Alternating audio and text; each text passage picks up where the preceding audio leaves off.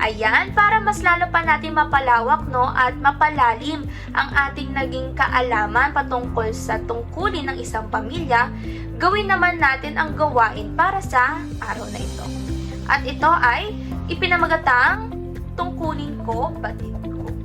Para sa gawain na ito, sa pamamagitan ng isang graphic organizer, sa mga hindi pa nakakaalam ng isang graphic organizer, itong halimbawa na yun, ayan, ilalagay nyo ang iba't ibang tungkulin na inyong ginagampanan sa inyong pamilya o sa inyong tahanan bilang isang anak, kapatid, at depende na lamang kung may iba pa kayong gampanin na ginagampanan sa inyong pamilya na maaari nyong ilagay sa inyong graphic organizer.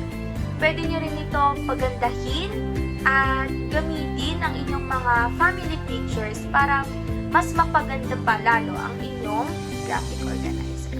Narito ang template na maaari nyong sundan sa paggawa ng graphic organizer. Ayun lamang para sa ating gawain.